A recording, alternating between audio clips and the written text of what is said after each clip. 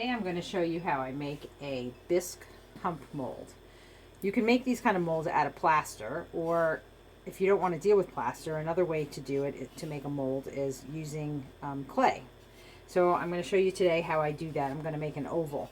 So here I have as an example one that I made that was done in a bowl. So I have this round hump mold, and I have another one over here that I made in an oval plastic dish. So you can use these molds. You can place a slab on top of it and create a plate shape, bowl shape that way, or you can put it inside and use it as a slump mold. But my preference with these is as a hump mold, but really it's whatever you like to do. So I have this old slow cooker that I really, it hasn't been working well, and I was going to throw it away.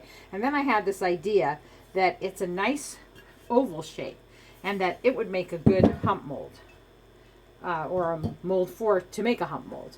So what I have here is a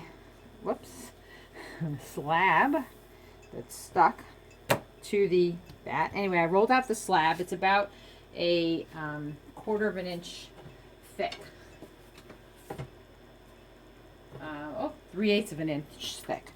And I took my, after rolling it out, I took a rib, a yellow rib that's on the hard side, and I just, on both sides of the slab, I have compressed the clay by going back and forth over it on in both directions on both sides. So now this is ready to go. So I'm going to take this slab and I'm going to place it over the dish. And what will happen, and then I'm going to just kind of wiggle it a little to let it slump into the bowl, into the container. And then I'm going to help it a little bit with this sock. I have a sock filled with some dried beans. You could probably use rice or beans or something. And this sock does have a little texture, and I was looking for one that didn't, but I couldn't find one. So I am going to end up adding a little texture to this that I might have to take out later. So I'm just going to gently tap to accentuate the drop of the slab.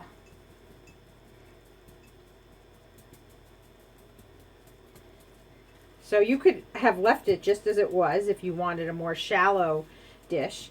I wanted it to be a little bit deeper, so that's why I'm doing this. So let's go down the center.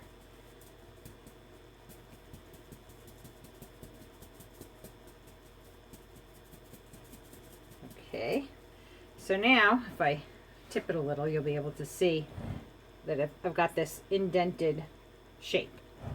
So I'm going to cut away a little of the excess clay. So we don't need that.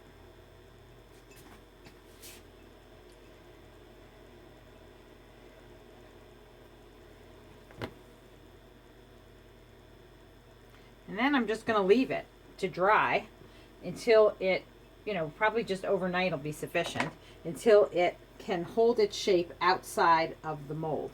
And then I'll show you what the next step is. So the hump mold has been drying overnight, and it's pretty stiff at this point, holding its shape. Before I take it out of the mold, I'm just going to take my red rib. You don't have to do this, but I want a smooth texture in here, and it seems like this would be the easiest way to do it without messing up the shape. So I'm just going to rub this and try to get rid of all that texture I put in there when I was using the sock earlier. Okay. And now let's see what we have. So we lift it out. Yeah, it's still a little soft, but not bad. Let's get rid of this. Let's see what we have. So, we need to get rid of some of this extra that's kind of messing up the, that's not part of the oval. So I'm going to take my knife and just cut around to get rid of what I definitely don't want. And I'm following a pattern of the lines that were left in the piece from the container.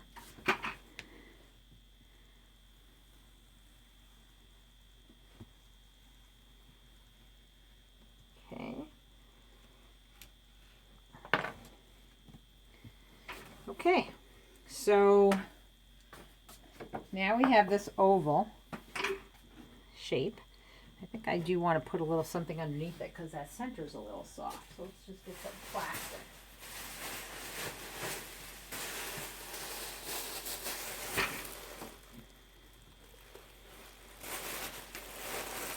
Yeah, there we go.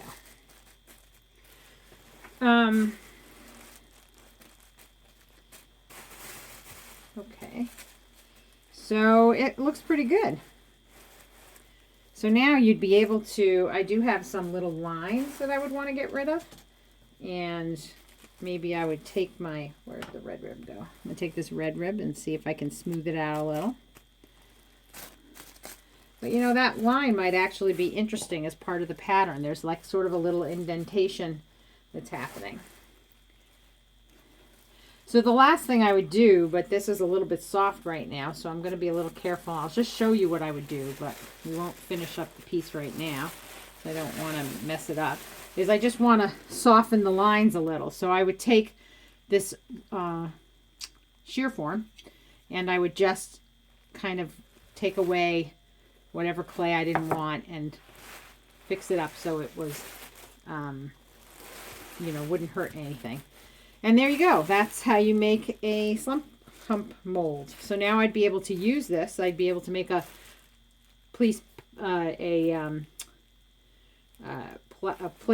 shape just like this, a piece just like this, by putting a slab over it once the piece had been bisque. And I'm going to show you an example of that with a different hump mold that I made earlier that's already been bisque, since this one's going to be a while before it's done.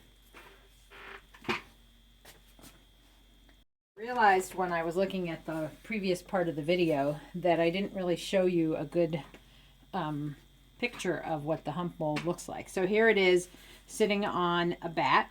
I'm going to let it dry some more because it's still a little soft, and then I'll clean up the edges when it's dried up enough using the shear form. Okay, so now I'm going to show you how I use a hump mold. So I have here a slab rolled out. I'm going to just move this out of the way so I can move the mold into place, the hump mold. And here we have a hump mold that's actually very similar to the one that I made today, but the one I made today is bigger. So I'm going to take my slab, I'm going to place it over the mold.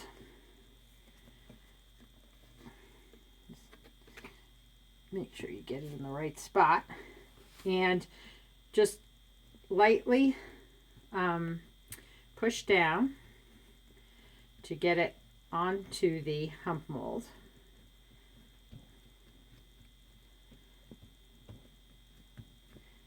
Okay, and then we're going to cut away some of the excess clay. And just like the mold that I'm in the process of making, this will be refined. You know, the rim will be refined once it's dried up enough to be able to pick it up. But this at least will give you an idea of what it looks like. And one of the things that I really like about being able to do these upside down is that you can put the foot on now and not have to wait until it's dry enough to flip it over. And I really like that. Whoops, a little boopy clay. Okay. So what I do is I find what looks like sort of the spot that makes the most sense for where the foot would be. That's a little narrow. Okay, you can draw it on with your finger, and then I use a serrated rib dark clay on it. We don't want that. And get that ready to go. Yeah, that looks good. I'm going to move that, get my slab back here. And using I want to create a straight edge. Let's see, I don't know if you can see this. Let me move the slab to the center. Okay, so I'm going to take a straight edge and do that. And then this, the way I'm going to do this is well, first I'm going to just measure to see whether or not it's going to be big enough. And it is not, so I will have to use more than one piece to make the foot, because the slab I have here is a little small. Oh, actually, why don't I stretch it out just a tiny bit, and maybe we can stretch it enough so that it'll be long enough. Let's see. If we stretched it, not all that much, but I don't want to thin it out too much, so I'm going to leave it alone for now. So, plus I get a flat edge here, so that'll make it even shorter. Okay, so we're going to cut a straight line. And then now you can think about how tall do you want the foot. I actually kind of like a tall foot on these, so I'm going to make maybe it's like about a ½ inch. Let's see, height. I mean, I don't usually measure, but I'm just to let you know. Yeah, so it's about a ½ inch, maybe slightly more than a ½ inch. I'm going to cut a piece. And then another one. Well, I guess I do have to measure because I need a longer piece. So it's 3/4 of an inch that we're going to do.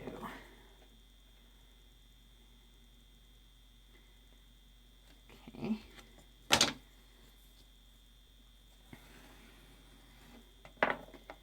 All right. Let's move the slab out of the way. Okay, and get my slip. Yeah,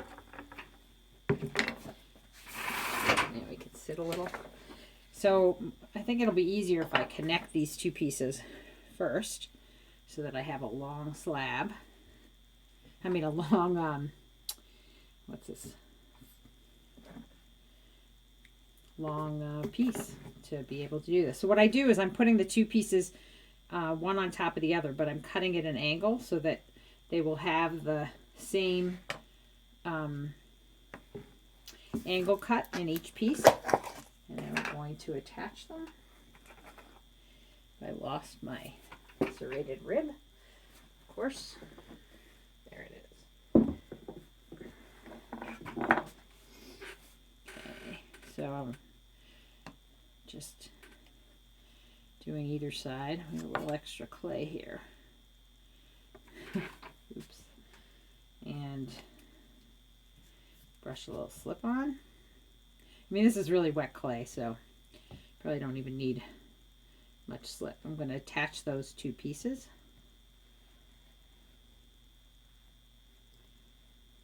Okay.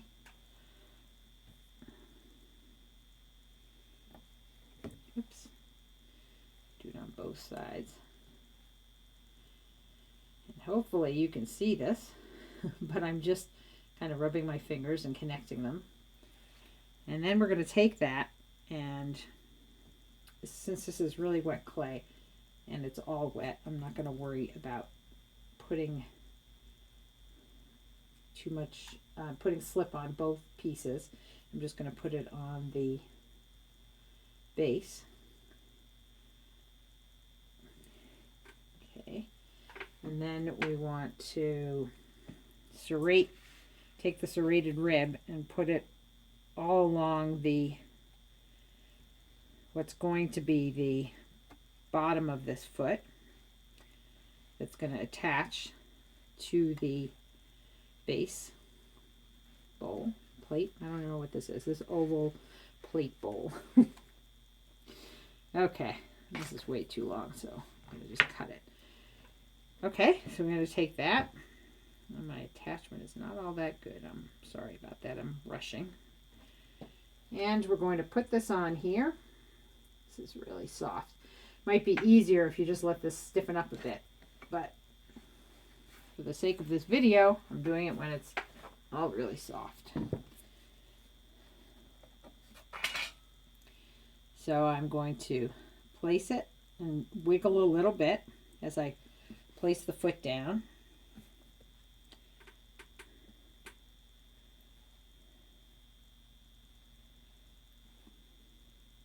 And then overlap the two pieces. And just like I did when it was on the table, I'm going to cut it at an angle.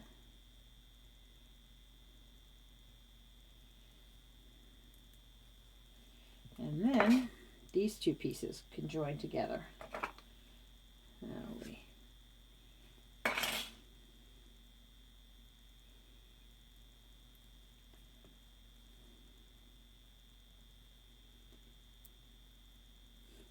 Again, really soft clay. So, okay, just want to make sure it's down. Wiggle it.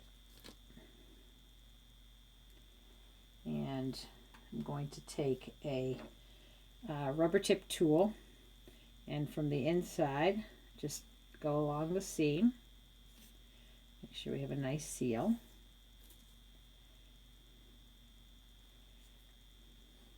And then do the same thing on the outside.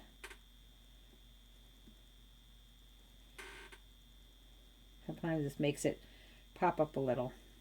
It's not a good join, so you want to watch that.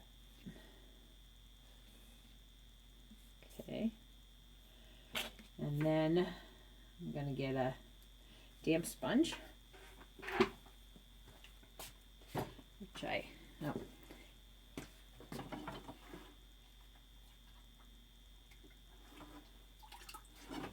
and then just, again, this is really soft, so it might be better if we waited a little before doing this, but I'm just going to go along it because right now I have very sharp edges.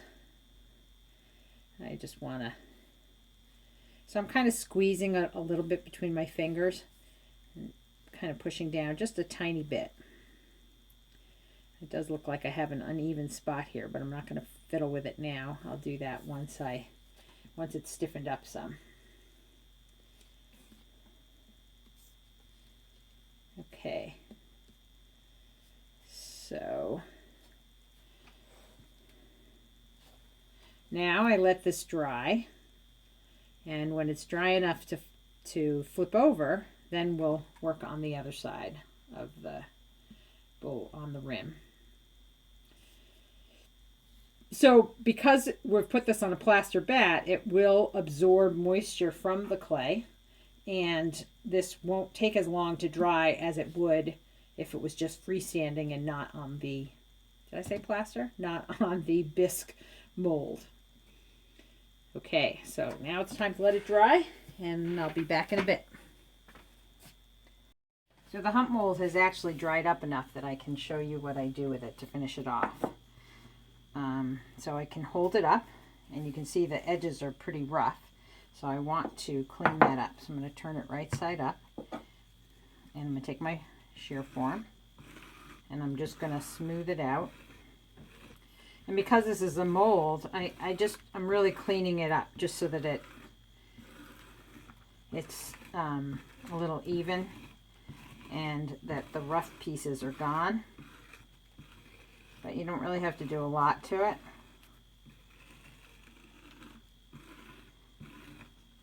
Just want to get it to be the shape that you want. And then just so that I don't hurt myself, I'm just going to take a sponge and smooth out the edges. I don't care that it's a little textured because there won't be any clay up against that when I'm using it as a mold. So now you could use it either way. You could use it as a slump mold, or as a hump mold, or as a slump mold, where you would put it inside instead of, you put the slab inside instead of on the outside. And now this is ready to be bisqued. And that's all for this. So the piece dried overnight, sitting on the bisque mold, and now I'm just cleaning it up a little. There was a couple of lines that were left from the mold, and I also fiddled with the rim a little bit to make it stand up a little more. And then, okay, this looks good. And then the next part is I'm going to take my shear form,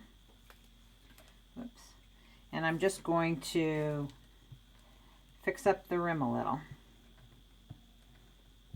Just kind of round it out, get rid of the rough edges. Oops. And because I kind of like the way it looks when it's a sort of a flat. I'll show you in a moment. I'm doing this flat on the rim, so I get this sort of an impression of maybe a thicker rim than it actually is by a little bit. Okay, so if you see that, get rid of all this. Oh, there's a little bit more here that needs to be fiddled with. Whoops. Make sure your shear form is pointing in the right direction, or nothing happens.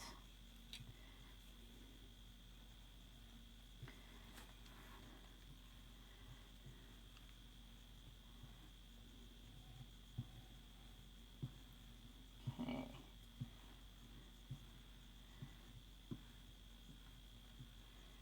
Okay, so now there's texture marks from the shear form, so we do need to get rid of that. I'm going to use a sponge. Well, you don't actually have to get rid of it. You could leave it as a decorative element if you wanted, but in this particular case, I want it to be smoothed out. So I'm going to get a damp sponge, and okay, and I'm just going to smooth it also so that we smooth out the rough edges a little bit.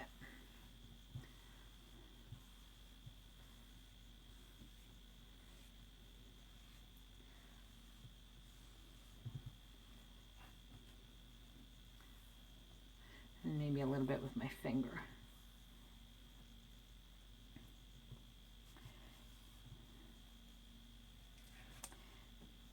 And there you go.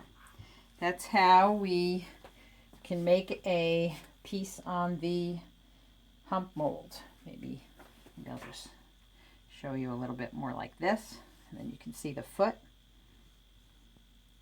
and it's stiffened up enough. And there you go. Hope you enjoyed this video, and I'll see you next time.